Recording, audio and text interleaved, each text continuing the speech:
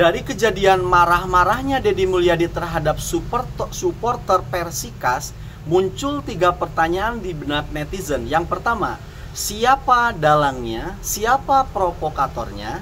Yang kedua, apa tujuan jika ini ada dalang dan provokatornya? Dan yang ketiga, kenapa menggunakan sepak bola, menggunakan supporter sepak bola untuk melancarkan tujuan-tujuan tertentunya?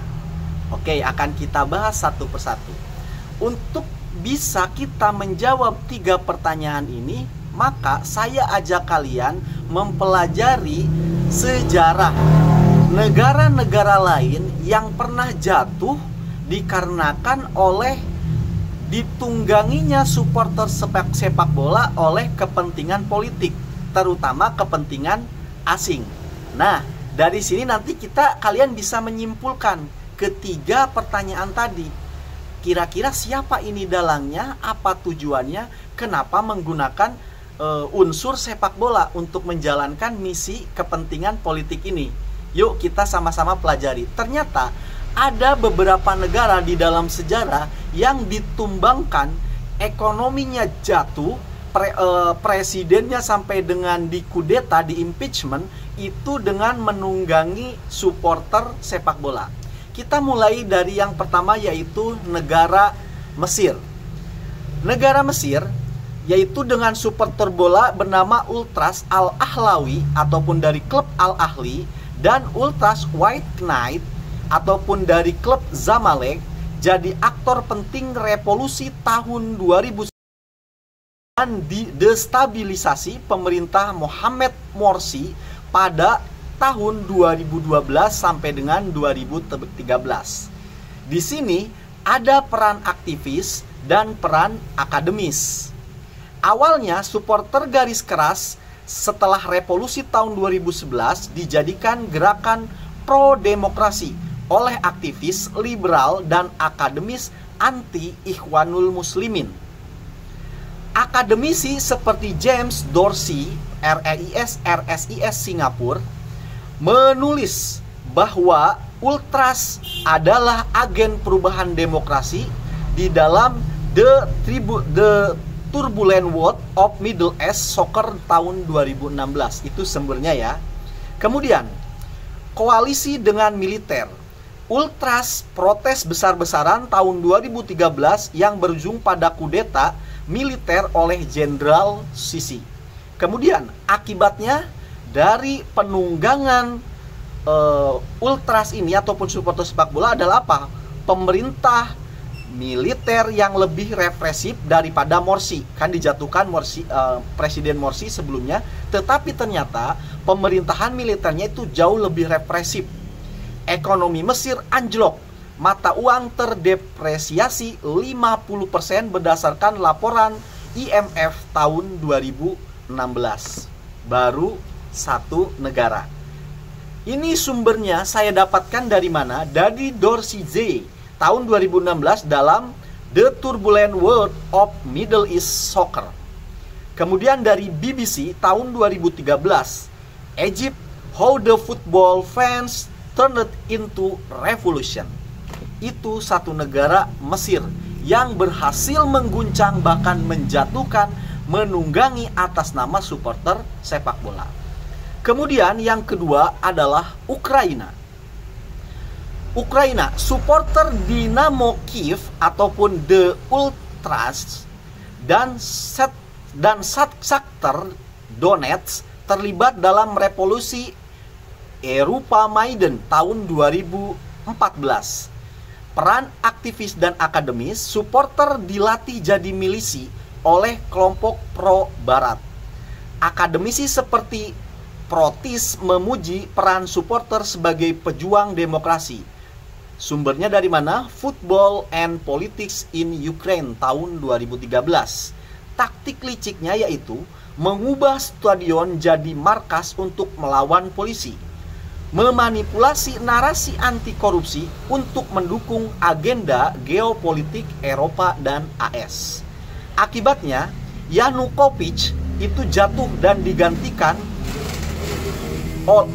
Yanukovych jatuh, lalu kemudian terjadi perang di Donbas, ekonomi Ukraina hancur.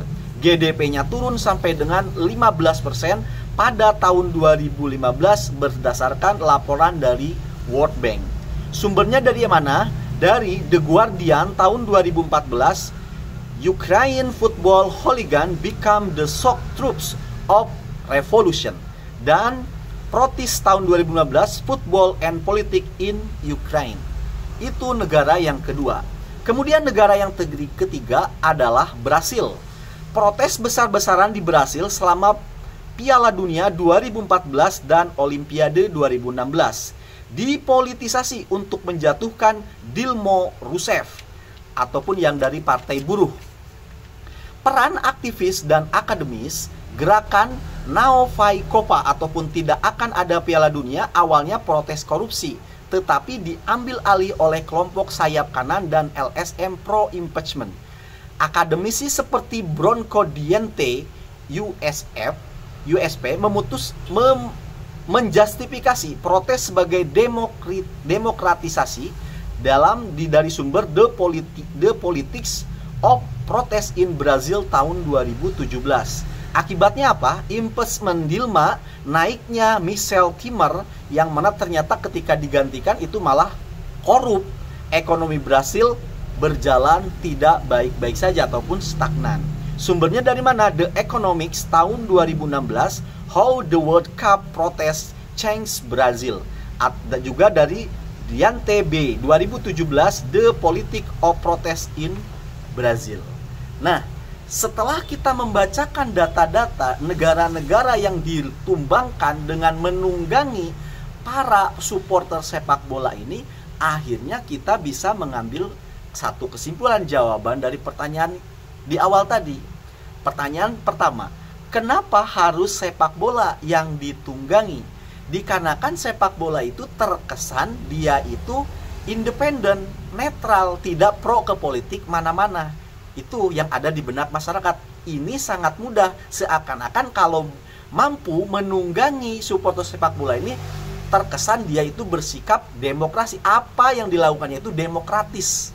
Nanti juga penggelontoran dananya oleh pihak-pihak yang berkepentingan ini itu kesannya untuk kepentingan olahraga yang netral, padahal ada kepentingan politik. Itu kenapa menggunakan sepak bola. Juga supporter sepak bola itu masanya besar, kemudian fanatik luar biasa terhadap klubnya. Ini jika dialihkan sedikit saja menjadi kepentingan politik, ini sangat-sangat strategik gitu loh kalau menunggangi supporter sepak bola. Nah, apa yang terjadi kemarin itu baru test the water ataupun nyoba dulu menggunakan klub kecil seperti Persikas ini. Bagaimana kalau ini berhasil meningkat nanti ke klub yang lebih besar, misalkan ke Bobotoh. Ini untuk menjatuhkan seorang pemimpin akan lebih mudah lagi. Memang dari sekarang itu dicoba berbagai cara untuk menjegal Deddy Mulyadi ini tuh begitu. Dimulai dulu dengan tes the water ataupun melihat gelombang itu seperti apa sih.